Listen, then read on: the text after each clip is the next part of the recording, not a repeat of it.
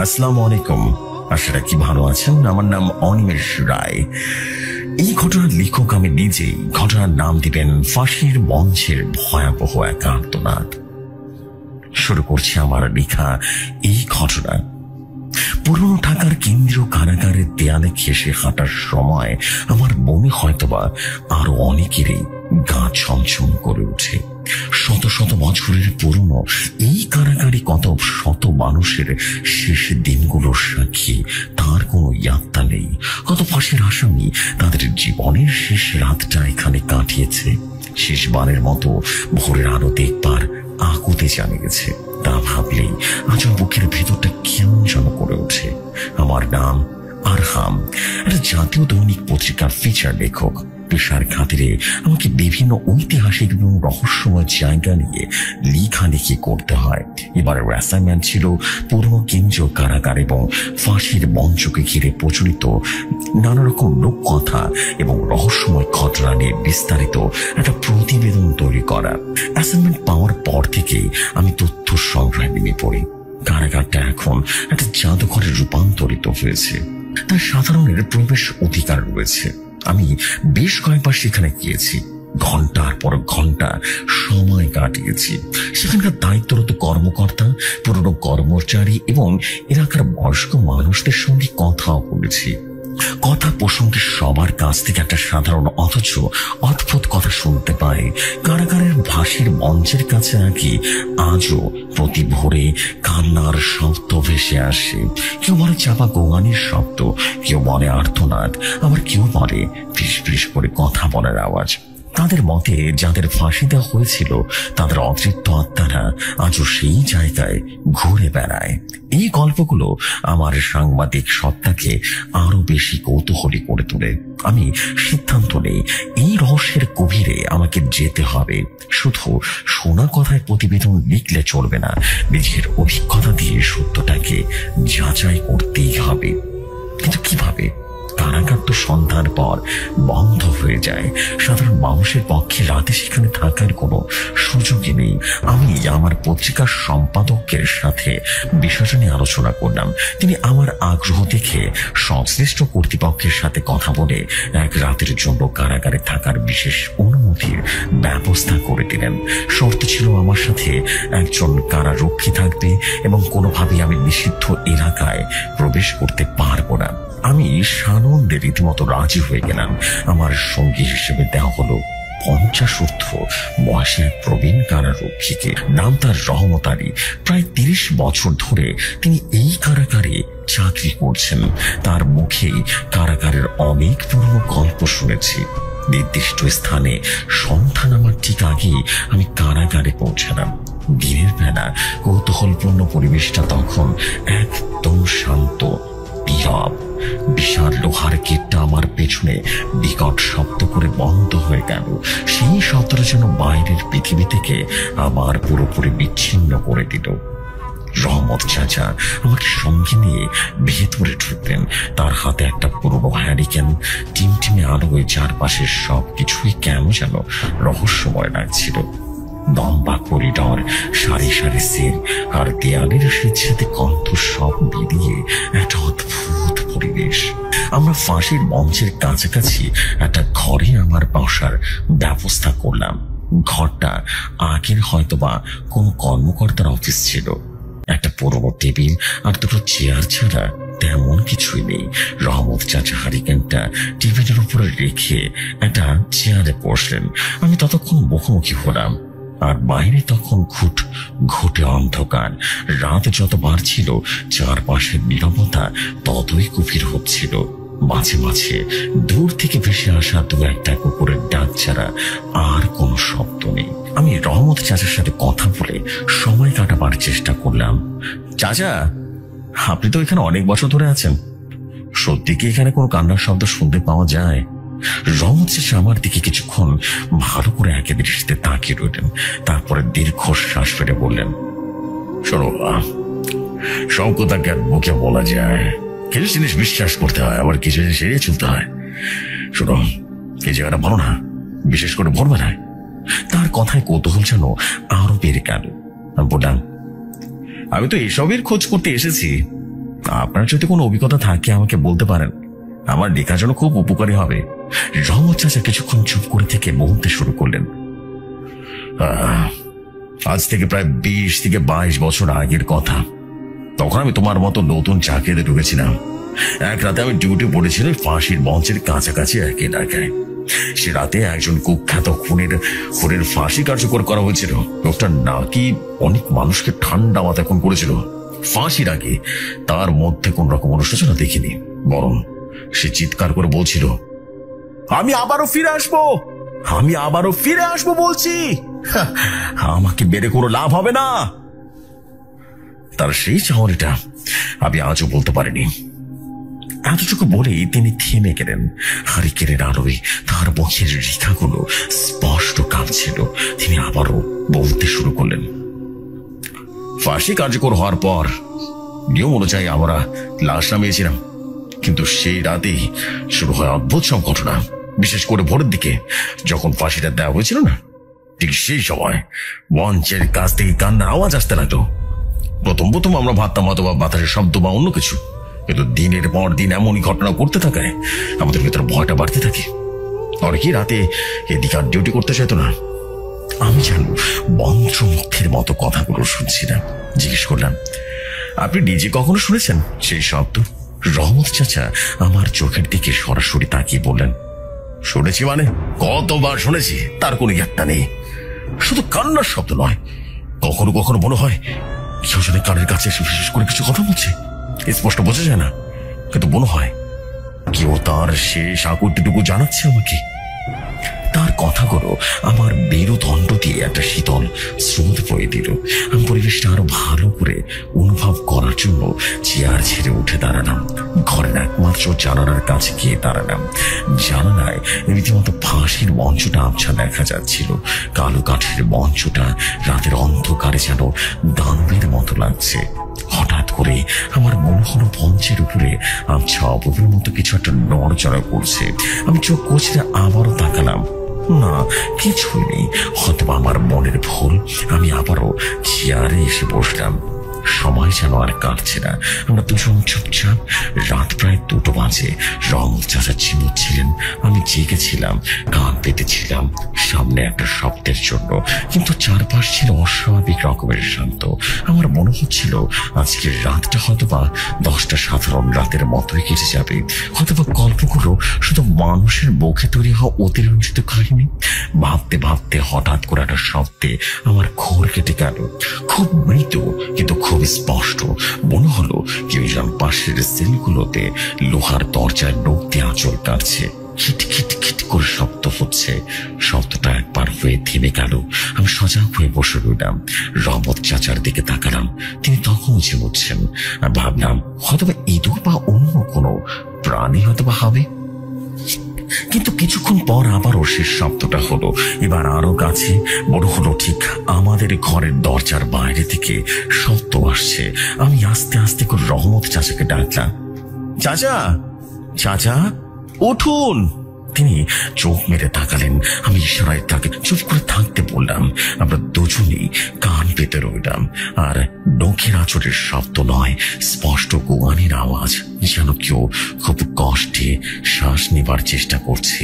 চাপা একটা আর্তনাদ, যা শুনলে বুকের ভিতরে মোচড় দিয়ে উঠে। শব্দটা ধীরে ধীরে ফাঁসির মঞ্চের দিকে এগিয়ে আসছিল। আমার সারা শরীর ভয় শব্দ হয়ে গেল। রহমত চাচার অবস্থাও আমার চেয়ে ভালো নয়। তার কপালে বিন্দু বিন্দু ঘাম জমতে শুরু করলো। তিনি ফিসফিস করে বললেন, বাবা বলেছিলাম না সময় হয়ে এসেছে। রহমত চাচার ফিসফিস করে বলা সময় হয়ে এসেছে কথাটা আমার কানে বাজতে বুকের ভিতরে সরাস করে উঠল।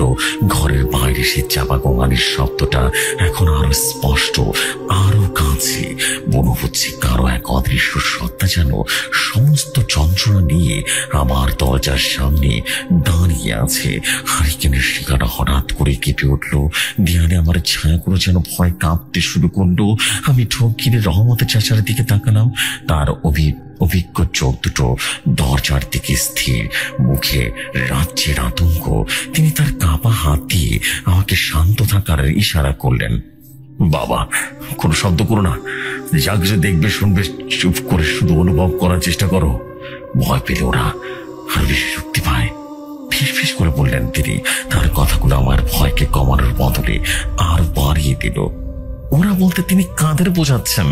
একজন নাকি একাধিক? আমার সমস্ত মনোযোগ তখন দরজার দিকে। কাঠের পুরনো দরজার ফাঁক দিয়ে করিডোরের আবছা অন্ধকার ছাড়া আর কিছুই দেখা যাচ্ছে না। কিন্তু সেই কঙ্গানের শব্দটা এখন আর একা নয়, তার সাথে যোগ হয়েছে আরো কিছু অদ্ভুত আওয়াজ। মনে হচ্ছে ভারী লোহার শিকল টেনে হিচড়ে কেউ করিডোর দিয়ে হেঁটে যাচ্ছে। খসখস ঝনঝন শব্দ, প্রতিটা শব্দ যেন আমার স্নায়ুর উপরে হাতুড়ি দিয়ে আঘাত করছে। আমার মনে হচ্ছে আমার হৃৎপিণ্ডের শব্দ বুঝি নীরবতাকে ভেঙে খান খান করে দেবে। আমি আর থাকতে না পেরে কাঁপা কাঁপা গলায় বললাম, চাচা, সব কিসের শব্দ? কে ওখানে?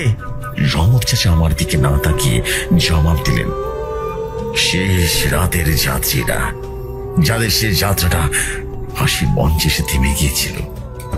তার কথা শেষ হতে না হতেই আমাদের ঘরের ঠিক বাইরে দরজার ওপাশ থেকে একটা তীব্র কান্নার রোল উঠে গেল।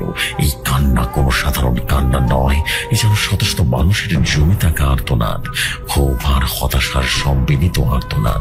কান্নার শব্দটা এতটাই জীবন্ত, এতটাই করুণ যে আমার নিজের অজান্তেই চোখ দুটো যেন ভিজে গেল। মনে হচ্ছিল কোন এক ফাঁসির আসামি তার জীবনের শেষ মুহূর্তে পরিবারের কথা ভেবে কাঁদছে। কেউ হয়তোবা তার নিদ্র শোয়ার আকুতি জানাচ্ছে, আবার কেউ হয়তোবা মৃত্যুর ভয়ে চিৎকার করে উঠছে।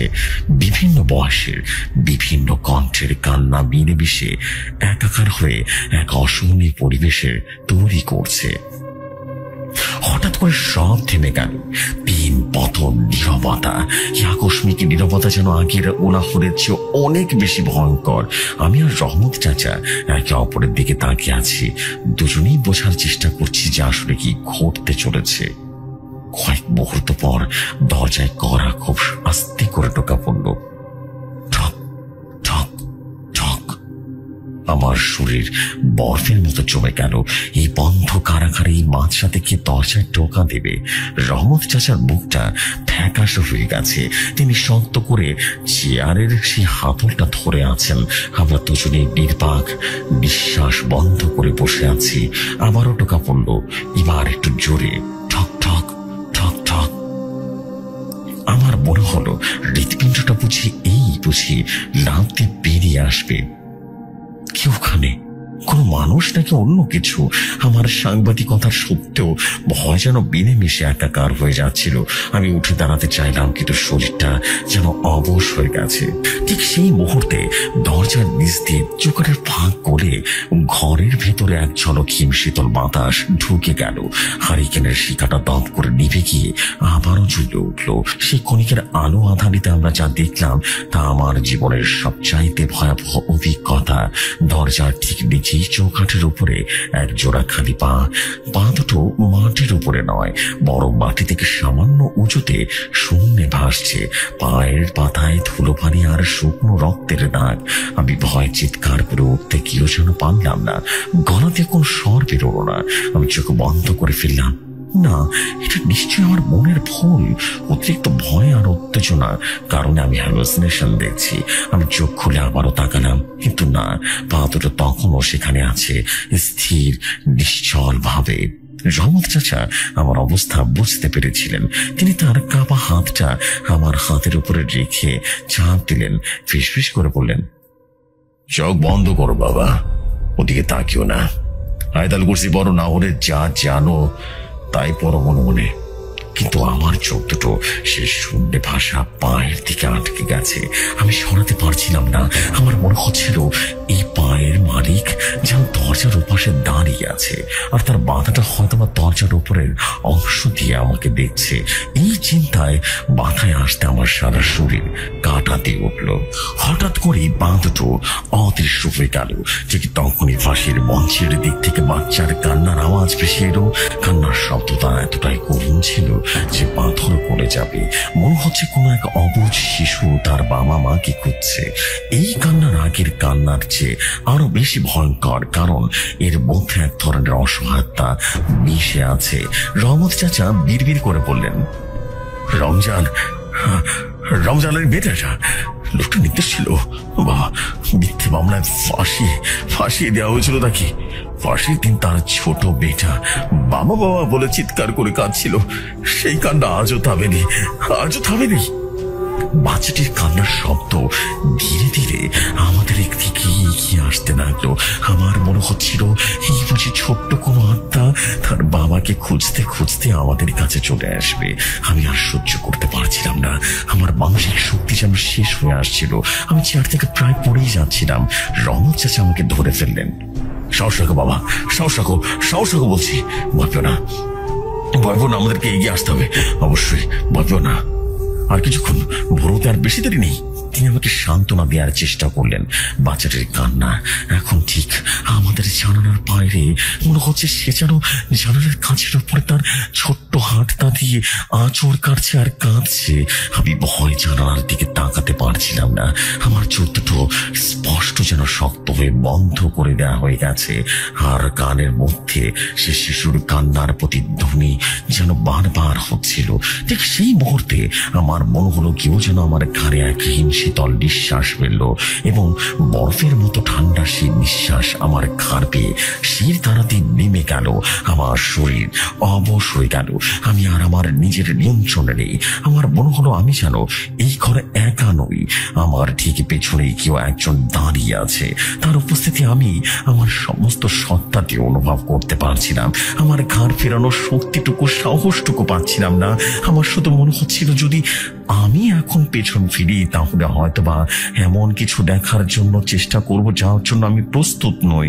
আমার চেতনা ধীরে ধীরে লোপ পাচ্ছিল। চোখের সামনে সবকিছু অন্ধকার হয়ে আসছিল। জ্ঞান হারানোর আগে আমি শুধু রহমত চাচার আতঙ্কিত চিৎকার শুনতে পেলাম, বাবা তোমার পেছনে বাবা।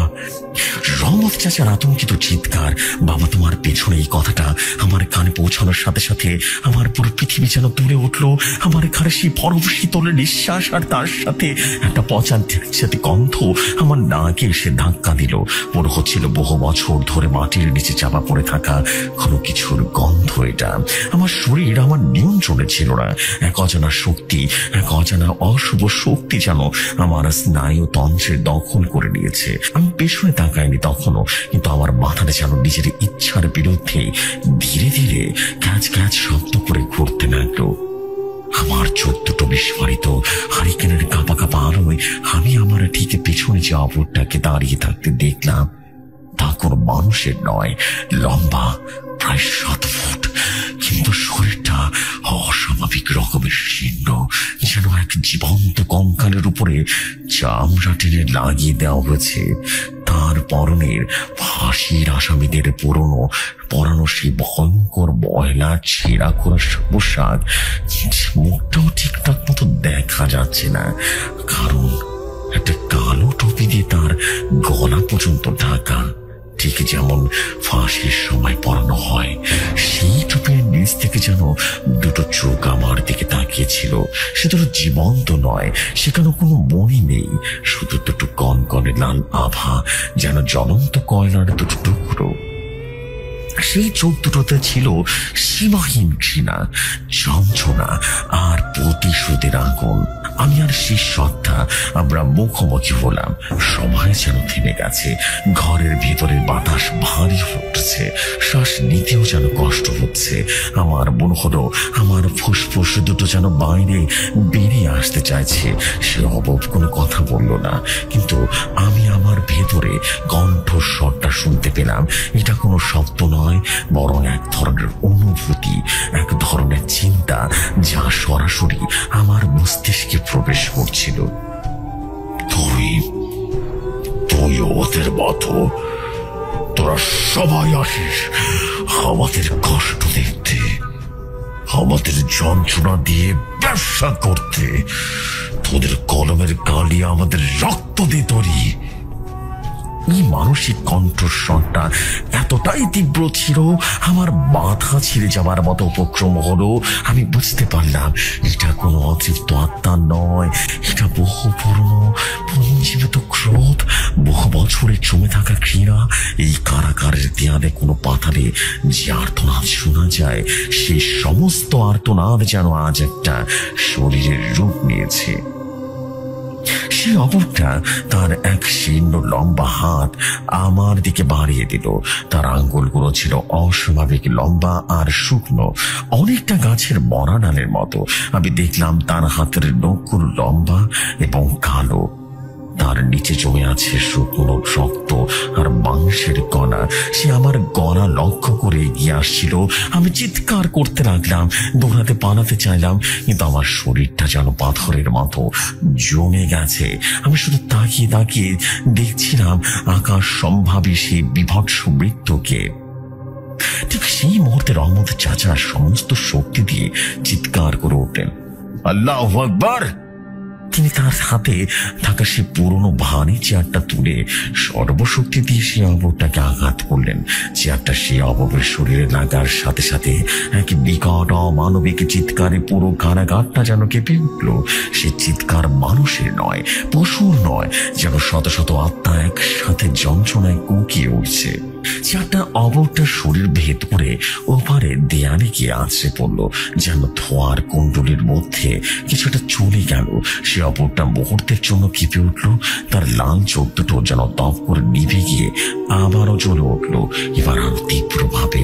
তার সমস্ত ক্রোধ এবার আমার দিকে ঘুরে তাকিয়ে রহমত চাচার দিকে গেল।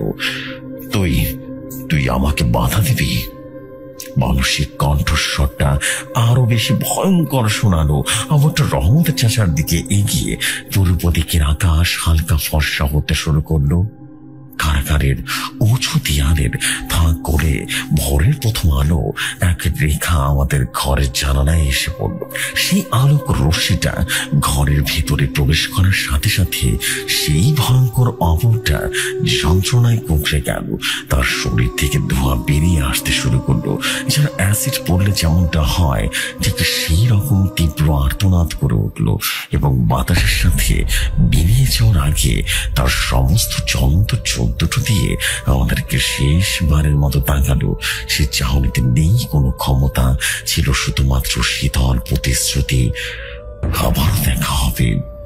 তার বেরিয়ে যাওয়ার সাথে সাথে পরিবেশটা কেমন যেন স্বাভাবিক হয়ে এলো। আমি ধাপ করে মেঝেতে বসে পড়লাম, আমার সারা শরীর যেন থর থর করে কাঁপলো। রহমত চাচাও দেয়ালে হেলান দিয়ে কাঁপাচ্ছেন। আমরা দুজনে কিছুক্ষণ কোনো কথা বলতে পারছিলাম না। ভোরের আলোয় চারপাশটা ধীরে ধীরে স্পষ্ট হয়ে উঠেছে। রাতের সে ভয়ঙ্কর ফাঁসির মঞ্চ এখন আর ভীতিকর লাগছে না, ঐতিহাসিক নির্জীব বস্তু বলেই মনে হচ্ছে। কিন্তু আমি জানি এই কাঠের মঞ্চের প্রতিটা আসে কতটা যন্ত্রণা, কতটা না বলার সে কথা লুকিয়ে আছে। সকালের আলো পুরোপুরি ফুটে ওঠার পর কারাগারের অন্য রক্ষীরা এসে আমাদের উদ্ধার করে। আমার অবস্থা দেখে তারা দ্রুত আমাকে কারাগারের বাইরে নিয়ে আসে। আমি একটা কথা বলতে পারছিলাম না, শুধু ভ্যাল ভ্যাল করে তাকিয়েছিলাম। সে রাতের পর আমি প্রায় 1 মাস জ্বরে ভুগেছি। ঘুমের মধ্যে প্রায় সে জ্বলন্ত চোখ দুটো দেখতে পেতাম, সে শীতল নিঃশ্বাস অনুভব করতাম, আর কানের কাছে শুনতাম সেই অশরীরী কণ্ঠের হুমকি, আবারও দেখা হবে। আমার সাংবাদিকতার ক্যারিয়ারে আমি অনেক ভয়ঙ্কর জায়গায় গিয়েছি, অনেক রহস্যময় ঘটনার মুখোমুখি হয়েছি। এটা এমন জীবন্ত বিভীষিকা আর কখনো দেখিনি। আমি পুরনো কেন্দ্রীয় কারাগারে নিয়ে একটা প্রতিবেদন শেষ পর্যন্ত দেখেছিলাম, কিন্তু সেখানে সেই রাতের অভিজ্ঞতার একটা বর্ণনা উল্লেখ করিনি। আমি শুধু কারাগারের ইতিহাস, স্থাপত্য আরো কিছু পর্যন্ত লোক কথা তুলে ধরেছিলাম। আমি বুঝতে পেরেছিলাম কিছু সত্য প্রকাশ করার জন্য নয়, অনুভব করার জন্য। কিছু যন্ত্রণা এতটাই গভীর তা নিয়ে লেখালেখি করাটা এক প্রকার অসম্মানজনক। ওই ঘটনার পর আজ অনেক বছর কেটে গেছে। আমি এখন আর ফিচার লিখি না, ডেস্কের কাজে নিজেকে সীমাবদ্ধ রেখেছি। কিন্তু আজও প্রতি রাতেই ঘুমাতে যাওয়ার আগে আমার ঘরের সমস্ত আলো জ্বালিয়ে রাখি। অন্ধকারকে আমার ভয় করে, কারণ আমি জানি অন্ধকারের ওপারে এমন কিছু সত্তা আছে যা অপেক্ষা করছে। তারা ভোরের আলোর কাছে পরাজিত হয় কিন্তু হারিয়ে যায় না, শুধু সঠিক সময়ের জন্য লুকিয়ে থাকে। মাঝে মাঝে গভীর রাতে যখন ঘুম ভেঙে যায়, আমার মনে হয় ঘরের কোণে অন্ধকারের মধ্যে কেউ যেন দাঁড়িয়ে আছে। একটা লম্বা শীর্ণ অবয়ব। আমি চোখ বন্ধ করে ফেলি, আয়তাল কুরসি পড়তে থাকি। আমি জানি সে শুধু আমার জন্য অপেক্ষা করছে সেদিনের সে অসমাপ্ত কাজটা করবার জন্য, কারণ সে কথা দিয়েছিল আবারও দেখা হবে। আর আমি জানি কিছু প্রতিশ্রুতি ভাঙার জন্য নয়। আমি এখন শুধু মানুষ নই, আমি এক চলমান কারাগার, যার ভেতরে বাস করে অতৃপ্ত আত্মার শীতল ক্রোধ আর অন্তহীন অপেক্ষা। ঘটনা আমার কাছে যেভাবে এসেছে আমি সেভাবেই পড়ছি। আসসালামু আলাইকুম ভাইজান, কেমন আছেন? আশা করি মহান আল্লাহর রহমতে ভালো আছেন। আমি হাবিব, আমার বাড়ি পশ্চিমবঙ্গের হুগলি জেলায়। আমি আবারও এক ঘটনা নিয়ে হাজির হয়ে গেলাম। আজ আমি আপনাদের একটা ঘটনা শোনাবো। এই ঘটনাটি ঘটেছিল মদিনীপুরের কোনো এক জায়গায়। এই ঘটনা আমার এক বড় ভাই বলেছিল। বড় ভাইয়ের নাম সাকিব। বেশি কথা না বলে ঘটনা শুরু করা যাক। কোন এক গরমের সন্ধ্যায় খেলাধুলা করে বাড়ি ফিরছিলাম, তারপর মায়ের ভাষণ শুরু হলো। আপনারা তো জানেন বাড়ির ছেলে কাজকর্ম না করলে তার সাথে কি হয়। আমার সাথেও সেটাই হচ্ছে। আমার আর কোনো সমস্যা হচ্ছে না, কারণ অনেক দিন ধরে শুনতে শুনতে অভ্যাস হয়ে গেছে আর কি। কিন্তু ওই দিন কেন জানি আমার অনেক রাগ হলো মায়ের উপরে। রাগ করে বাড়ি থেকে বেরিয়ে গেলাম। ভাবছি কোথায় যাব। তখন মনে পড়লো অনেকদিন তো দিদির বাড়িতে যাওয়া হয় না, তাই দিদির বাড়িতে যাব বলে ঠিক করলাম। আসলে দিদির বাড়িটা ছিল 2 গ্রাম পরে। দিদির বাড়িতে যেতে হলে নদীর পার হয়ে যেতে হয়। যাবার সময় আমার একটা শ্মশান ঘাট পড়ে। লোকমুখে শোনা যায় শ্মশানটা ভালো নয়। আমি কোনোদিন বিশ্বাস করতাম না, কারণ আমি অনেকবার গিয়েছিলাম কিন্তু কখনোই কিছু হয়নি, তাই নির্ভয় যেতে লাগলাম। যখন শ্মশানের কাছাকাছি আসলাম আমি বুঝতে পারলাম আমার সাথে কেউ আসছে। আমি পেছন ফিরে দেখলাম কেউ নেই সেখানে। আমি ভাবলাম হয়তোবা ভুল ভাবছিলাম, তাই এমনটা হচ্ছে। বেশি কিছু চিন্তা না করে আবারও হাঁটতে লাগলাম। হাঁটা শুরু করতে আবারও হাঁটার শব্দটা আসতে লাগলো। আবারও পেছন ফিরে দেখলাম কিছুই নেই, কেউই নেই। আমি ভয় পেয়ে গেলাম। ভয় ভয় হাঁটা শুরু করলাম। আবারও পিছু হাঁটার শব্দ শুরু হলো। আমি বুঝতে পারলাম যে আমার সাথে আসছে সে আসলে কোনো মানুষ নয়, সে অদৃশ্য দুনিয়ার কেউ। ভয় আমি সূরা কালাম সবকিছু ভুলে গিয়েছিলাম। এমন সময় হঠাৎ করে আমার কাঁধে একটা ঠান্ডা হাত স্পর্শ আমি আর নিতে পারলাম না। জ্ঞান হারিয়ে পড়ে গেলাম। যখন জ্ঞান ফিরল তখন দেখলাম আমার চারপাশে অনেক আত্মীয় স্বজন বসে রয়েছে। আমি মাকে খুঁজতে লাগলাম। খালাকে বললাম, মা কোথায়? খালা কিছুই বললো না। আমি তেমন কিছু আর বলতে পারলাম না। আবারও জ্ঞান হারালাম। এরপরে যখন জ্ঞান ফিরল তখন দেখলাম আব্বু আমার পাশেই বসে আছে। আব্বুকে বললাম, আমার কি হয়েছে? আব্বু তখন বলল, এখন বিশ্রাম নেই, পরে সব বলবো। এই বলে ঘর থেকে বেরিয়ে গেল। আমি ঘুমিয়ে পড়লাম। এরপর বিকেলে ঘুম ভাঙলো। ঘর থেকে বেরিয়ে দেখলাম আব্বু বারান্দায় বসে আছে। আমাকে বেরোতে দেখে বলল, আয় বাবা, আমার কাছে বস। বসে আমি বললাম, আমার কি হয়েছিল আব্বু? আর মাকে দেখছি না কেন? তখন আব্বু এমন এক ঘটনা বললো যেটা শুনে আমি নিজের চোখে পানি ধরে রাখতে পারিনি। এবার থেকে আব্বুর ভাষায় বলছি, ওই দিন সন্ধ্যায় তুই রাগ করে বেরিয়ে গেলি। আমরা ভেবেছিলাম তুই একটু পর হয়তো ফিরে আসবি, কিন্তু আজান হয়ে গেল, তুই আসছিস না। দেখে তোর মা বললো, ওইকে একটু দেখে আসো না, ছেলেটা কোথায় গেছে, এত রাত হয়ে গেছে, আসছে না কেন? আমিও চিন্তা করলাম এখনো তো আসছে না। এই ভেবে বাড়ি থেকে বেরিয়ে গিয়ে তোর চাচাকে ডাকলাম এবং তোর চাচা আর আমি মিলে খুঁজতে লাগলাম। কোথাও খুঁজে পেলাম না। সকালবেলা দেখলাম এক সাধু তোকে কাঁধে করে নিয়ে তুলে আসছে। দেখে আমি বললাম, কি হয়েছে আমার ছেলের?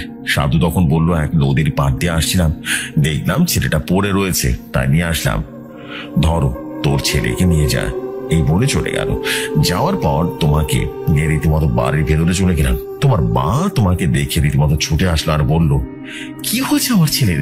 আমি তখন বললাম, আমিও কিছু বুঝতে পারছি না, একটা সাধু দিয়ে গেল আর বললো ও নাকি নদীর পাড়ে পড়েছিল। তোমার মা বললো, যা হয়েছে ওর জ্ঞান ফিরলে চলে যাবে, এখন ওকে নিয়ে ঘরে চলো। আমি তখন বললাম, ঠিক আছে। তো এই বলে তোকে তোর ঘরে নিয়ে শুয়ে দিলাম। এরপর বিকেলে তোর জ্ঞান ফিরলো আর বললি আমাকে খেতে দাও, আমার পেটে অনেক খিদা। যখন তোকে খেতে দিলাম না, তুই একাই সব ভাত খেয়ে নিলি।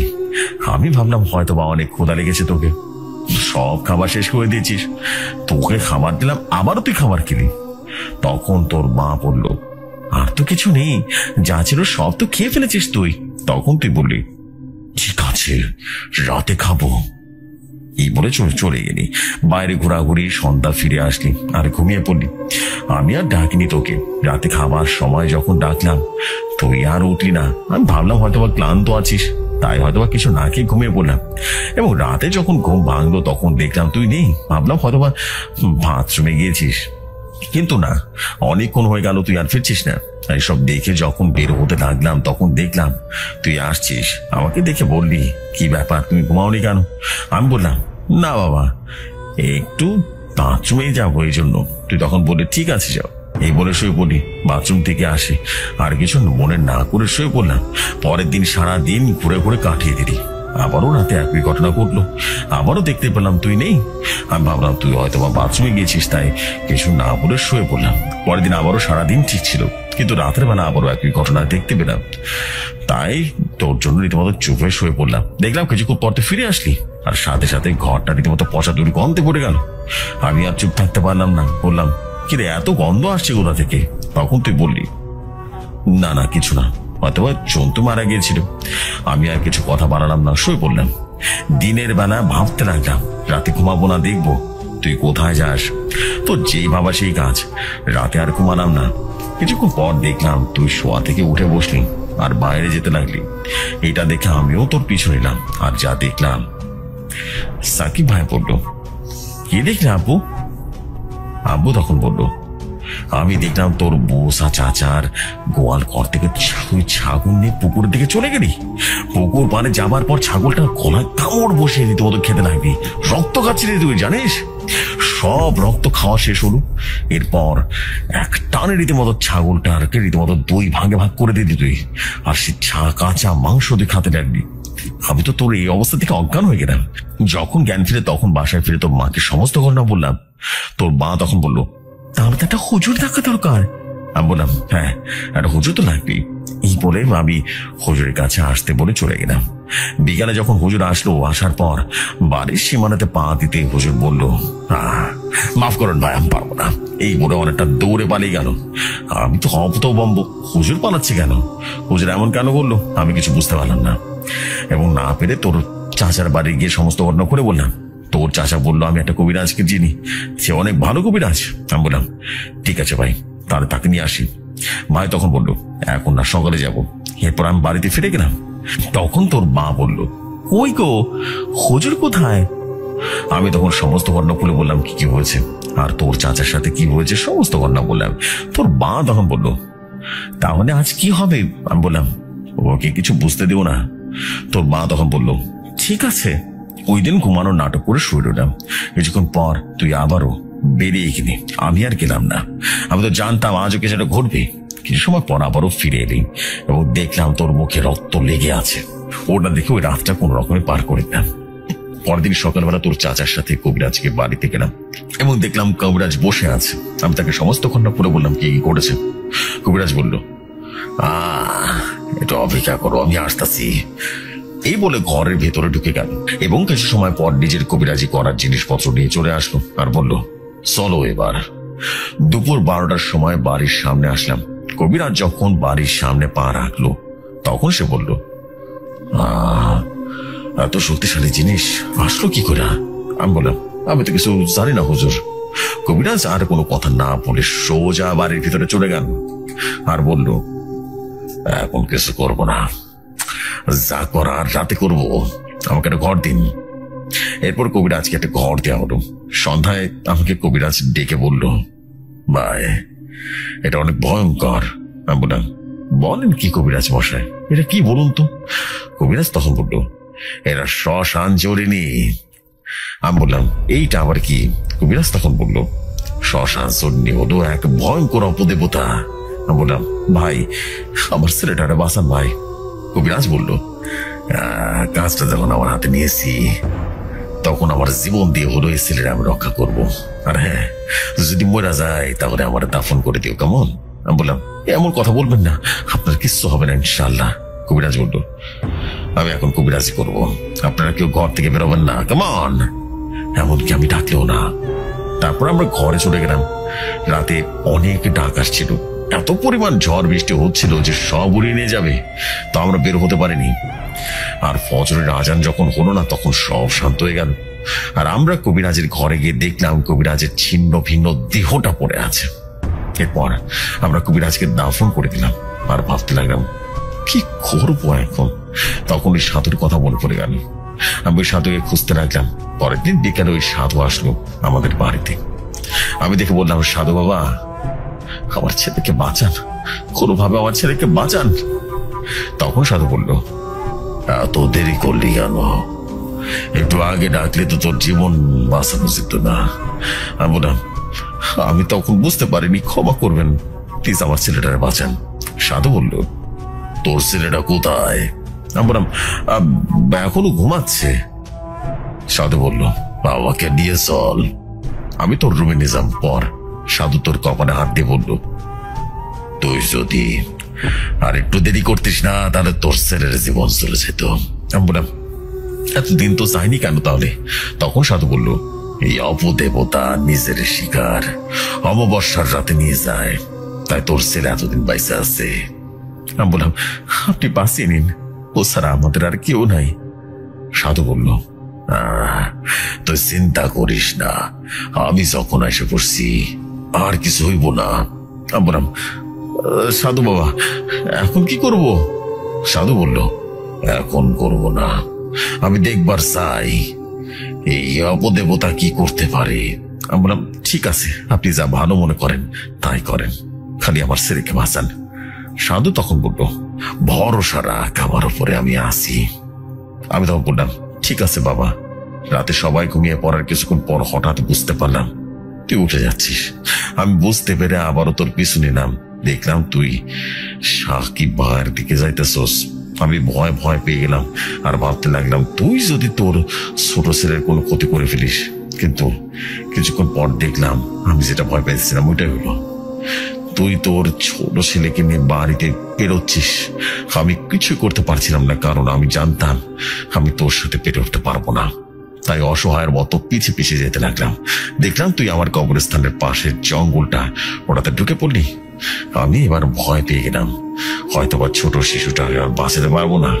এমন সময় দেখলাম হঠাৎ করে তোর সামনে সাধু বাবা চলে আসলো। তুই শুধু সাধুকে দেখে বললি, এই সাধু, আমার সামনে থেকে চলে যা, আমার রাস্তায় আসিস না, এটাই তোর সাথে ভালো হবে। সাধু বলল, কে তুই? নরকের কীট। তুই বললি, তোর জন্য আমার শিকার হাত ছাড়া হয়ে গেছিল, তুই আবারও ফিরেছিস, চলে যা, চলে যা বলছি। সাধু বলল, যাব না। তুই কি করবি বল, কিছু করতে পারলে করে দেখা। তুই বললি আমি আর চলে যাচ্ছি, কিন্তু মনে রাখিস তুই ছেলেকে বাঁচাতে পারবি না, সময় হলে ঠিক নিয়ে যাব। এই বলে তুই আবারও বাড়ি ফিরে গেলি। আমি বললাম, সাধু আপনি কিভাবে আসলেন? আমি তো আসতে দেখলাম না আপনাকে। সাধু বলল, এত কিছু চিন্তা করিস না, তুই এই ছেলেটারে ওর বাড়িতে দিয়ে যা। এরপর সাবির ভাইয়ের বাড়িতে গিয়ে টোকা দিলাম, আর পর সাবির ভাই দরজাটা খুলে দিল। তখন সাকিব ভাই তার ছেলেকে নিয়ে আমার থেকে দেখে রীতিমতো বলল, ভাই আমার ছেলে আপনার কাছে কেন? আমি বললাম, আসলে আমি বাইরে গেছিলাম, তখন দেখলাম আপনার ছেলে গাছের নিচে শুয়ে আছে, আর তাই আপনার কাছে নিয়ে আসলাম। এই বলে আমি চলে আসলাম। পরের দিন অমাবস্যা ছিল, তাই সাধুকে বললাম, আজ আমার ছেলেকে বাঁচিয়ে নেন ভাই। কিন্তু তো সাধু একটু চিন্তায় ছিল আর বলল, শোন, তোর স্ত্রীকে নিয়ে আমার কাছে আয়। আমি কোনো কথা না বলে তার কাছে নিয়ে আসলাম তোর মাকে। আসার পর সাধু বলল, আমি তোদের একটা কথা বলতে চাই। আমি বললাম, হ্যাঁ বলেন না। সাধু বলল, আসলে এই অবদেবতা অনেক ভয়ঙ্কর, একে কোনোভাবে আটকানো সম্ভব নয়। আমি বললাম, এখন কি হবে? সাধু বলল, একটা উপায় আছে। আমি বললাম, কি? সাধু তখন বলল, তোদের ছেলের জায়গায় অন্য কাউরে নিয়ে যাবে। আমি বললাম ঠিক আছে, আমি থাকতে আমার ছেলের কোনো ক্ষতি হতে দেবো না।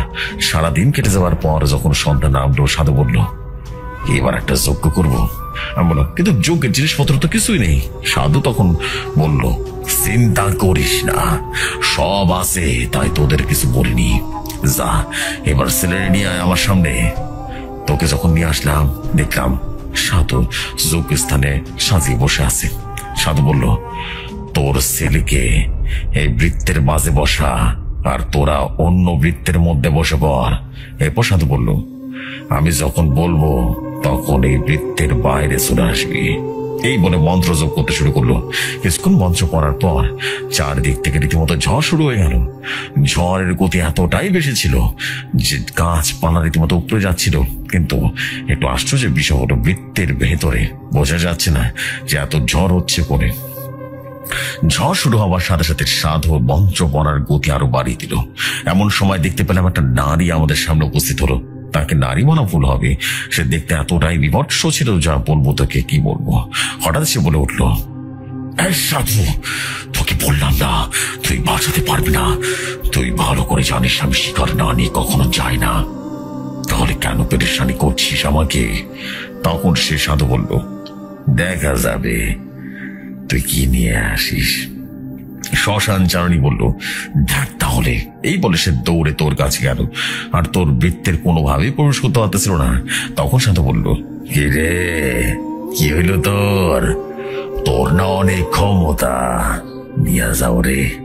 শ্মশান চারণী বলল তুই কি করেছিস, আমি কেন যেতে পারছি না? সাধু বলল তুই কোনদিন এই বৃত্তের ভিতরে প্রবেশ করতে পারবি না, বুঝতে পারছস?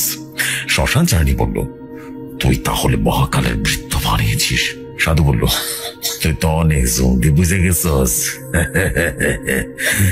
শ্মশান চারণী বলল আমি যদি এই ছেলেকে না নিতে পারি পুরো গ্রামকে ধ্বংস করে দেব। সাধু বলল না, তুই থামে যা, এই সোলের বদলে অন্য কাউরে দিলে হবে। শ্মশান চারণী বলল হ্যাঁ দে। সাধু বলল কিন্তু তুই কোনোদিন এই ছেলের কোনো ক্ষতি করতে পারবি না, এর থেকে অনেক দূরে চলে যাবি। শ্মশান চারণী বলল ঠিক আছে এবার দে। এরপর সাধু ইশারা করলো আমি বৃত্তের বাইরে যখনই পা দিতে যাবো এমন সময় একটা ঘটনা ঘটে গেল। এই বলে আব্বু কান্না করে দিল। আমি বললাম বলো না আব্বু এরপরে কি হলো? আব্বু বলে উঠলো হঠাৎ আমার হাতটা পেছন থেকে টেনে তোর মা বৃত্তের বাইরে চলে আসলো। তখন শ্মশান চারণী এক ছটকায় তোর মাকে এক টান দিয়ে কোথায় যেন নিয়ে গেল। এর বৃত্তের ভেতরে লুটিয়ে পড়লি। আজ 3 দিন পর তোর জ্ঞান ফিরলো। এই বলে আব্বু ঘটনাটি শেষ করলো। তো ভাইজান ঘটনাটি কেমন লাগলো জানিয়ে দিবেন। এই ঘটনা সত্য ঘটনা, একটু আনন্দ আর ভয় দেওয়ার জন্য নিজ থেকে কিছু বানিয়েছি, এই আর কি। যদি লেখার মধ্যে কোনো ভুল ত্রুটি হয়ে থাকে ক্ষমা সুন্দর দৃষ্টিতে দেখবেন। আল্লাহ হাফেজ ভাইজান।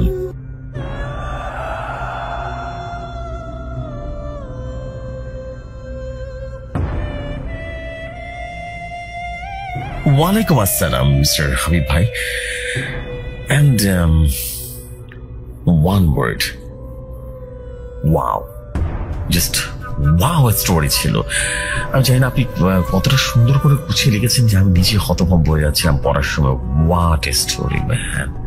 This is literally অনেক বেশি জোস একটা স্টোরি ছিল, বলতেই হবে। অসাধারণ একটা ঘটনার জন্ম দিয়েছেন ভাই আপনি।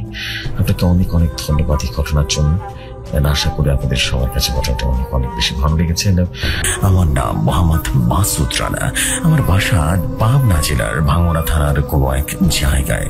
ঘটনা যাওয়ার আগে একটা কথা বলে নিই, ঘটনাটি এর আগে কোথাও প্রচার করা হয়নি।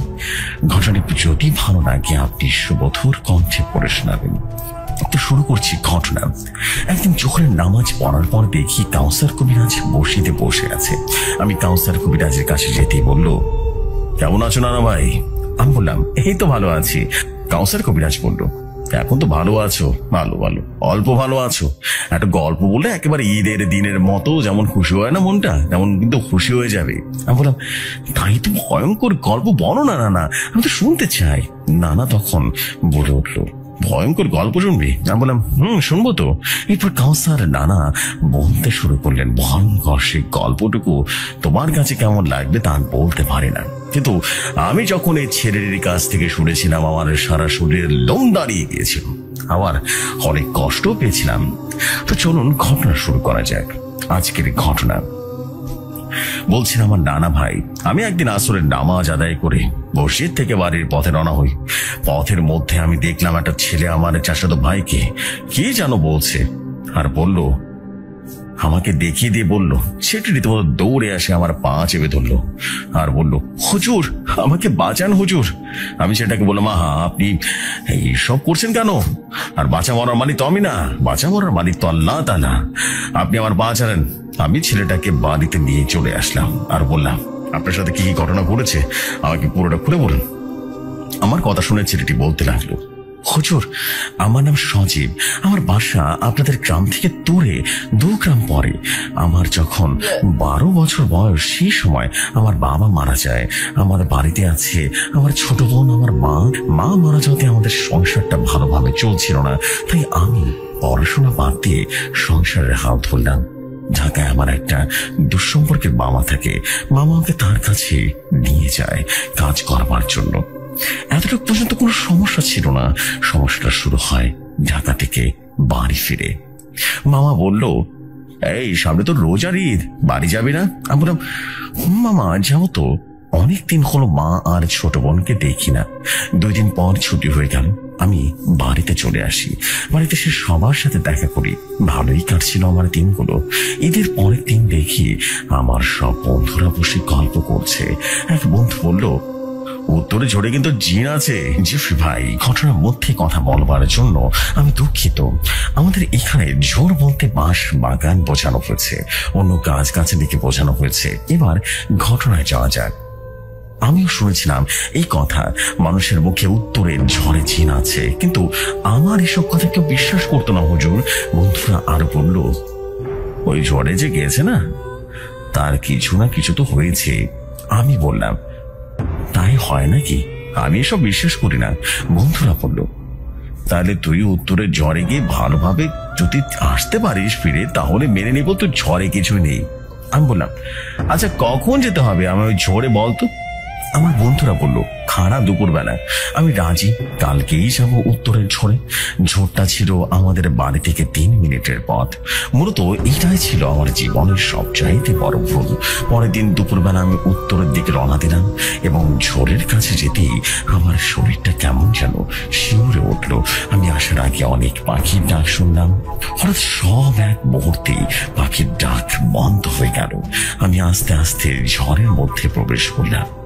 ঝড়টা ছিল বাঁশ বাগানে ভরা, তার পাশে ছিল 2 বড় বড় গাব গাছ, আর মাঝখানে ছিল এক বিশাল শেওলা গাছ। আমি শেওলা গাছের কাছে যেতেই আমার গা গরম হয়ে আসলো আর আমার গা ঘেঁষে চলে গেল। একটু পরে আমি কারো কান্নার যেন শব্দ পাই। আমি এক ভয়ে দৌড় মারি বাড়ির দিকে। আমি আর আমার বন্ধুদের সাথে দেখা করিনি, রাতে খাওয়া দাওয়া করে ঘুমিয়ে যাই। হঠাৎ করে আমার ঘুম ভেঙে গেল। চোখ খুলতে যে জিনিসটা দেখলাম না, এই জিনিসটা দেখার জন্য আমি মোটেই প্রস্তুত ছিলাম না। আমি দেখি আমার চোখের উপর একটা কাটা মাথা ভাসমান অবস্থায় আমার দিকে তাকিয়ে আছে। আমার চোখ খোলা দেখে সেই কাটা মাথাটা খিলখিল করে হেসে উঠলো। আমি আরো দেখলাম সেই কাটা মাথার নিচ দিয়ে টপ টপ করে রক্তের ফোঁটা আমার শরীরে পড়ছে। এসব দেখে আমার পুরো শরীর যেন বরফের মতো ঠান্ডা হয়ে গেল। আমি এসব দৃশ্য আর নিতে পারছিলাম না। আমি অনেক কষ্ট করে ডান দিকে ঘাটটা ঘুরিয়ে আমার ঘাটটা ঘোরাতে আমার গায়ে কাঁটা দিয়ে উঠলো। আমি দেখি বাঁধা ছাড়া দেহ আমার ডান হাতে দাঁড়িয়ে আছে। দেহটা কোনো যুবক ছেলের মনে হলো। আমি কি করব কিছুই যেন বুঝে উঠতে পারছিলাম না। আমি চিৎকার করব, আমার গলা দিয়ে কোনো আওয়াজ বের হচ্ছিল না। একটু পরে সেই মাথা ছাড়া যুবক ছেলের দেহটা আমার গলাটা চেপে ধরলো। আমি নিঃশ্বাস নিতে পারছিলাম না। আমার দম বন্ধ হয়ে আসতে লাগলো, আমার চিপাটা বেরিয়ে আসতে লাগলো। আমি আমার শরীরে যত শক্তি আছে আমি আল্লাহর কাছে রক্ষা করুন এমনটা বলে চিৎকার করলাম। আমি দেখলাম কাটা মাথা যুবকটা আমার আল্লাহ আল্লাহ বলে চিৎকার শুনে জিনটা বিশাল আগুনের দলা হয়ে উড়ে গেল। আর আমার মা এসে বলল, বাবা তোর কি হয়েছে? এত জোরে চিৎকার দিলি কেন? আমি বললাম, ও কিছু না মা, ও ভয়ঙ্কর একটা স্বপ্ন দেখেছি তো তাই ভয় চিৎকার দিয়েছি। মা তখন বলল, আচ্ছা বাবা, ঘুমিয়ে পড়। পরের দিন আমিও ভাবছিলাম গায়ের রক্তের দাগ নেই, এসব স্বপ্ন হতে পারে না বাস্তব, কিছুই বুঝতে পারছিলাম না। কিন্তু এসব যে বাস্তব একটু পরেই তা বুঝতে পারলাম। সকালে মুখ ধুয়ে আয়নাটা নেই, মুখ দেখতে দেখতে আমি লক্ষ্য করি আমার কড়ায় একটা দাগ হয়ে গেছে, আমার কড়াটা ফুলে আছে। আমি খাওয়া দাওয়া করে চলে যাই বন্ধুদের কাছে। আমাকে দেখে আমার বন্ধুরা বলল, যাক, আমরা মনে নিয়েছিলাম উত্তরে বোধহয় জোরে কিছুই নেই, তুই তো প্রমাণ করে দিলি। হ্যাঁ, আমি বন্ধুদের কথায় কিছুই বললাম না। আর কি বা বলবো, ওরা তো আমাকে ভীতু বলবে। আমি কি করব কিছুই বুঝে উঠতে পারছিলাম না হুজুর। বন্ধুদের কাছ থেকে আমি চলে আসতে সেদিন রাত্রেবেলা ঘটলো আরেকটা ঘটনা। আমি খাওয়া দাওয়া করে ঘুমিয়ে পড়ি, মাঝরাতে আমার ঘুমটা ভেঙে যায়। আমার চারিপাশে দিয়ে বাতাস বইছিল। আমি লক্ষ্য করলাম আমি ঘরে নেই, আমি সেই উত্তরে ঝড়ের মধ্যে প্রবেশ করেছি। আমার হাত পা থর থর করে কাঁপতে লাগলো। আমি আস্তে আস্তে চলে যাই বড় গাব গাছটার দিকে। হঠাৎ করে গাব গাছের ডাল ভেঙে পড়লে যেমন শব্দ হয় না, ঠিক তেমন শব্দ হলো। আমি গাব গাছের উপরে তাকাতেই আমার সারা শরীর বরফের মতো ঠান্ডা হয়ে গেল। আমি দেখলাম গাব গাছের উপরে সাদা কাপড় পরা লাশ ফলে আছে আর ঝুলে আছে, আর তার গলা দিয়ে ছুঁয়ে ছুঁয়ে টপ টপ করে পড়ছে রক্ত। অনেক বাতাসের কারণে লাশের মুখটা খুলে গেল। আমি আবার শক খেলাম। আমি দেখলাম এই লাশটা আর কারো নয়। আরে, এটা তো আমার লাশ। এসব আমার সাথে কি হচ্ছে? আমি যেন কিছুই বুঝে উঠতে পারছিলাম না। আমি কি করব? আমি একটা জোরে আমার মাকে চিৎকার করে উঠি। আমি দেখলাম কোথায় আমি? আমার ঘরের মধ্যে। তাহলে এসব কি দেখছি আমি? সে রাতে আমার আর ঘুম হলো না। আমি বলছিলাম, আল্লাহ, আপনার কাছে এটা ফরিয়াদ, আল্লাহ আপনি আমাকে রক্ষা করুন। এই বলতে বলতে আমি ঘুমিয়ে যাই। একটু পরে আবারও স্বপ্নে দেখি। আমি দেখি 3 জন লোক একটা ছেলেকে নিয়ে আসলো। ছেলে দুটি অজ্ঞান অবস্থায় ছিল। ছেলেটির বয়স 12 কিংবা 13 হবে। তারা 3 জনের মধ্যে 2 জন ছেলেটাকে ধরলো। আমি দেখি ছেলেটার জ্ঞান ফিরেছে। ছেলেটা অনেক আগত মিলিত করলো, কিন্তু তারা কিছুই শুনলো না। ছেলেটির গলায় ছুরি চালিয়ে দিল। আমি সব দেখি স্বপ্নের মধ্যে অজ্ঞান হয়ে যায়। আমি যখন জ্ঞান ফিরে আমি দেখি আমার পাশে বসে আছে আমার মা। মা বলল, বাবা, তোর কি হয়েছে? তুই অনেকদিন ধরে অদ্ভুত আচরণ করছিস। আমি ভাবলাম মাকে যদি সত্যটা জানাই মা অনেক ভেঙে পড়বে। যা করার আমাকেই করতে হবে। মাকে বললাম, মা, আমার কিছু হয়নি। এই কথা বলে আমি ঘরের থেকে বের হয়ে আসি। কিন্তু আমি যখন কিছু করব এমনটা ভাবছি আর কি, তখন আল্লাহ আমার পথ দেখান। হঠাৎ করেই এক ফকির এসে দেখা হয়। ফকিরটি আমাকে বলল, বাবা, অনেকদিন ধরে কিছু খাই না বাবা, আমাকে তুমি কিছু খেতে দেবে? ফকিরটাকে দেখে আমার প্রচন্ড মায়া হয় হুজুর। আমি ফকিরটাকে নিয়ে আমাদের বাড়িতে চলে আসি। আমার মা ফকির চাচাকে খেতে দিয়ে বাইরে চলে যায়। ফকির চাচাটা আমাদেরকে বলল, বাবা, তুমি আর দেরি না করে এখনো 2 গ্রাম পরে কবিরাজ আছে না, সেই কবিরাজের কাছে চলে যাও তুমি। তার নাম কাউসার কবিরাজ। আমি ফকির চাচাকে বললাম, আপনি কে? আপনাকে তো আমার সমস্যার কথা জানানো হয়নি, তা না আপনি জানেন কিভাবে?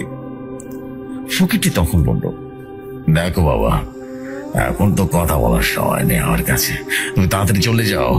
এই কথাটা বলে ফকিরটি চলে যায়। আমি বাকি করতে যাওয়ার কথা বলে রওনা দিয়ে চলে আসি আপনার বাড়িতে। বাড়িতে আসি, সালাম দিলাম, আসসালামু আলাইকুম, বাড়িতে কাউসার কবিরাজ আছে? ভিতর থেকে বকিলা আওয়াজে বলল, উনি তো বাড়িতে নেই, নামাজ পড়তে গেছে, আপনি মসজিদে যান, ওনাকে পাবেন। আমি ওনার কথা শুনে মসজিদে আসি। মসজিদের সামনে একটা লোক বসে আছে। বাকি কথা তো আপনি জানেনই হুজুর। আমি বললাম, না না, এই ঘটনার সমাধান কি হয়েছিল বলো না। নানা তখন বলল, তুমি শুনতে থাকো এই ঘটনার মধ্যে কি হয়েছে। হ্যাঁ, তুমি শুনতে থাকো, তাহলে বুঝতে পারবে। বলছেন কাউসার কবিরাজ। শোনো তাহলে, আমি ছেলেটাকে বললাম, তোমাকে যে ফকির আমার নাম বলেছে কিন্তু আল্লাহ পাকের এক পবিত্র বান্দা আব্দুর রহমান। কিন্তু আমি বুঝতে পারছি না আব্দুর রহমান তোমাকে আমার কাছে কেন পাঠালো। আপনি একটু বসুন, এই বলে আমি চলে যাই আমার রুমে গিয়ে কয়েকবার দরুদ শরীফ পাঠ করি আর আমার বন্ধু জিনদের শেখানো সেই দোয়াটা পাঠ করতে থাকি। কয়েক মিনিটে দোয়া পাঠ করতেই আমার ঘর যেন একেবারে আতরে গন্ধে ভরে গেল, এবং আতরের গন্ধটা এতটাই জান্নাতে ছিল, মনে হচ্ছিল চারদিকে বোমও করছে। আমার ঘর থেকে অদ্ভুত এক প্রাণ আসলো। একটু পরে দেখলাম আমার সামনে আলোর মধ্য থেকে এক সুদর্শন যুবক বেরিয়ে আছে। যুবকটিকে দেখে এতটা সুন্দর লাগছিল যা বর্ণনা করা অসম্ভব, এতটাই সুন্দর সে। আমি দেখলাম এটা আর কেউ নয়, আল্লাহ পাকের এক পবিত্র বান্দা, আমার বন্ধু মোস্তফা জিন। তিনি এসে আমাকে সালাম দেওয়ার বলল, আসসালামু আলাইকুম বন্ধু কৌসার কবিরাজ, তুমি কেমন আছো? ওয়ালাইকুম আসসালাম, আলহামদুলিল্লাহ আমি অনেক ভালো আছি। মোস্তফা জিন বলল, তুমি আমাকে ডেকেছো কেন? আমি বললাম, একটা বিপদে পড়ে তোমাকে ডাকা। মোস্তফা জিন বলল, তা কি বিপদ শুনি? আমি বললাম, সজীবের সাথে করে যাওয়ার সমস্ত ঘটনা বললাম। মোস্তফা জিন বললাম, আর আব্দুর রহমান তাকে পাঠিয়েছে সে কথাও বললাম।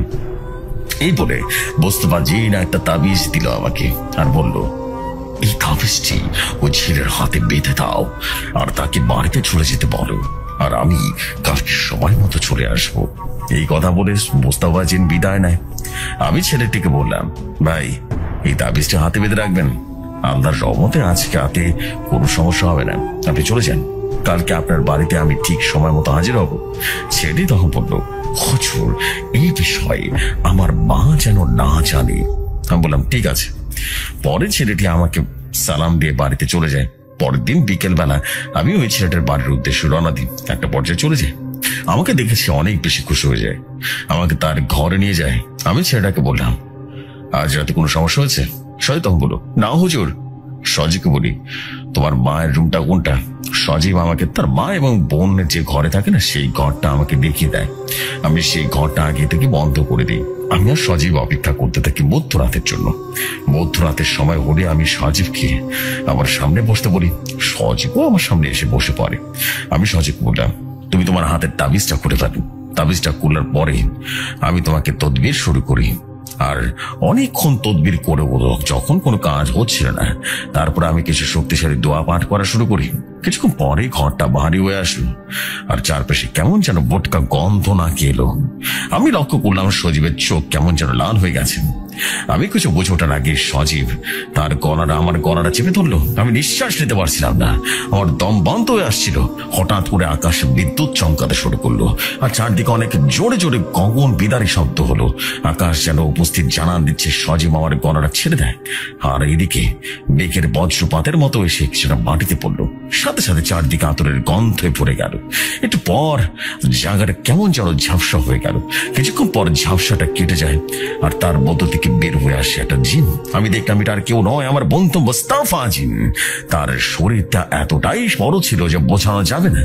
মনে হয় আমার সামনে একটা বিশাল পাহাড় দাঁড়িয়ে আছে।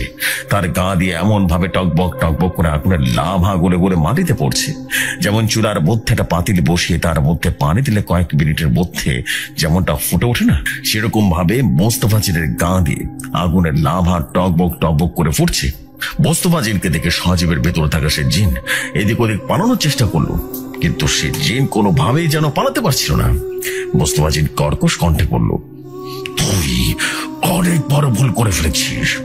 আমার বন্ধু কাউসারের গলাটা চেপে ধরে আমি আব্দুর রহমান ভাইয়ের কাছ থেকে সব শুনে তোকে মুক্তি দেওয়ার জন্য এসেছিলাম, কিন্তু তা আর হবে না। এই কথা শুনে সজীবের গা থেকে সে জিনটা বের হয়ে আসে আর সজীব অজ্ঞান হয়ে মাটিতে পড়ে যায়। আর সেই জিনিসে আমার পা চেপে ধরার কান্না করতে লাগলো আর বলল, আমি মনে করেছিলাম আপনি কোনো ক্ষতি করবেন আমার, তাই আপনার গলাটা চেপে ধরেছিলাম, আমাকে মাফ করে দিন। আমি মোস্তফা জিনকে শান্ত করতে বললাম। মোস্তফা জিন তখন মুহূর্তে শান্ত হয়ে যায়। মোস্তফা জিন কোনো কথাই ফেলেন না আমার। মোস্তফা জিন মানবিক রূপ দেখে রীতিমতো আমার পাশে দাঁড়িয়ে শান্ত কণ্ঠে বলল, বন্ধু কাউসার, আমি আব্দুর রহমান ভাইয়ের কাছ থেকে জানতে পেরেছি ও একটা কারেন জিন। আমি তখন সজীবের ভেতরে থাকা সেই জিনকে বললাম, আচ্ছা ঠিক আছে, তোমার সাথে কি এমন হয়েছিল আমাকে সমস্ত ঘটনা খুলে বলো তো। তখন সে জিন বলতে শুরু করলো, আমার নাম বাঁধা। আমি ছিলাম বাবা মায়ের আদরের একমাত্র সন্তান। আমার জন্মের পরে ডাক্তার আমার মাকে বলেছিলেন, আপনার আর কোনদিন সন্তান হবে না। তাই বাবা মা অনেক বেশি ভালোবাসতো। তো এভাবেই দিন কাটছিল আমার। আমি আমার বাবা মার কাছে যা চাইতাম তাই দিত, কারণ আমার বাবার ধন সম্পত্তির কোনো অভাব ছিল না। আমার বাবারা ছিল দুই ভাই, আমার বাবার বড় আর কাকা ছোট। কাকা আমাকে অনেক ভালোবাসতো, কিন্তু জানতাম না তাদের মনে ছিল এক অদ্ভুত শয়তানি।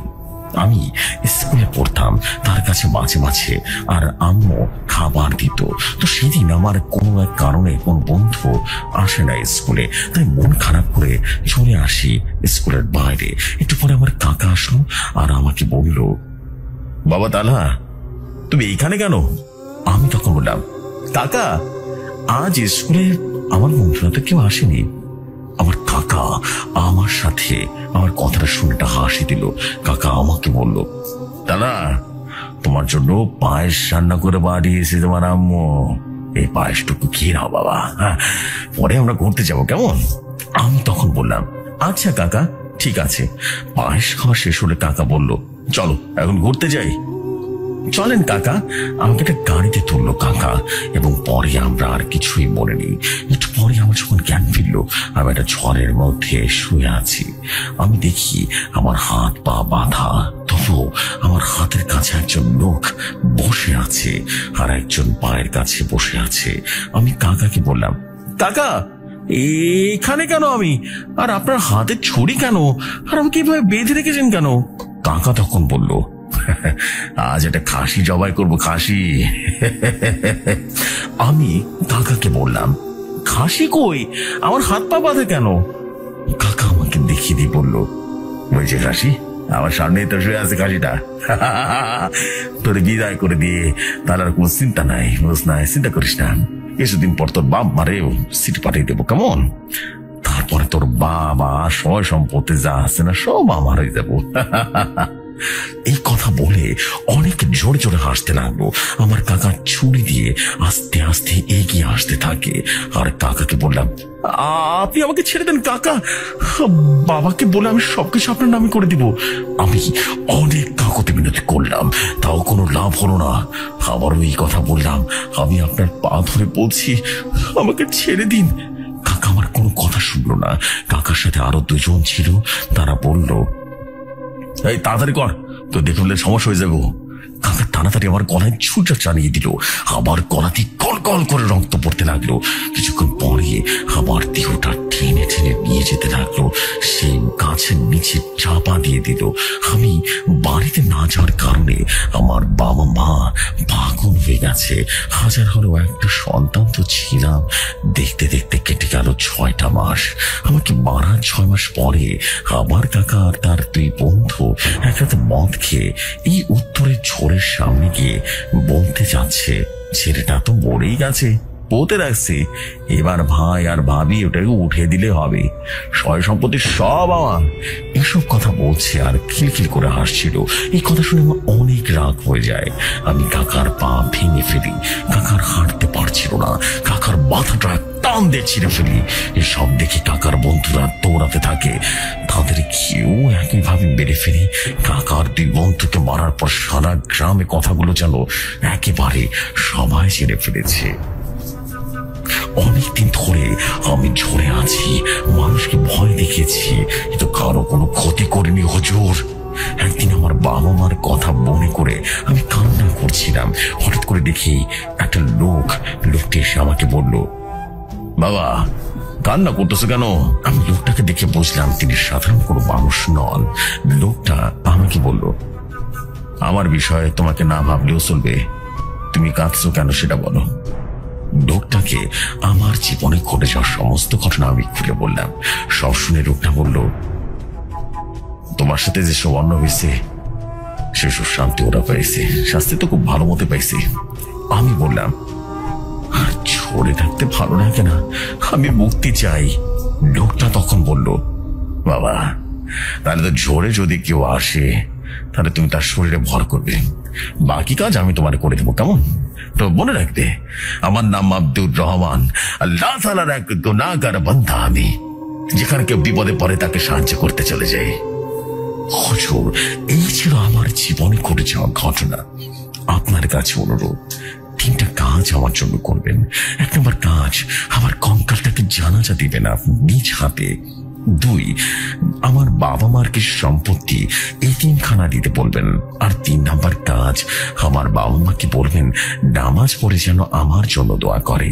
আর একটা এতিম ছেলেকে আমাকে যেন ভালোবাসা দিয়ে পেরে বড় করেছিল, তেমন ভাবে ভালোবেসে ওকে দেয়। কথাগুলো শুনে আমার চোখ ছলছল করে উঠল। আমি বললাম, তুমি যেমন যেমন বললে আমি তেমনি করবো। পরেরদিন সজীবকে একটা তাবিজ দিয়ে আমি সজীবকে তার বাড়ি থেকে বিদায় দিয়ে দিই। তানহাদের বাড়িতে চলে আসি এবং তানহার মা বাবা এই কথা শুনে রীতিমতো কান্না জড়িত কণ্ঠে কথা বলতে বলতে একটা সময় অজ্ঞান হয়ে পড়ল। তানহার বাবা বলল, আমার ভাই যে এত বড় একটা খারাপ কাজ করবে কোনোদিন ভাবতে পারিনি আমরা। আমি তানহার বাবা মাকে সান্ত্বনা দিলাম, তানহার বোনের আশা সমস্ত ঘটনা বললাম। তানহার কঙ্কালকে তুলে নিয়ে নিজ হাতে জানাজা দিয়েছিলাম। বাড়ির দিকে রওনা দিলাম। বাড়িতে যাওয়ার সময় আরেক ঘটনা ঘটল। এই ঘটনাটা পরে লিখে পাঠাবো। এই জন্য রানা ভাই, লোভ আর বেশি সাহস দুটো কিন্তু ভালো না। তো ভাইয়া, এটাই ছিল ঘটনা। সবার জন্য দোয়া করবেন। ভালোবাসা অবিরাম। আমি মাসুদ বলছিলাম। আসসালামু আলাইকুম।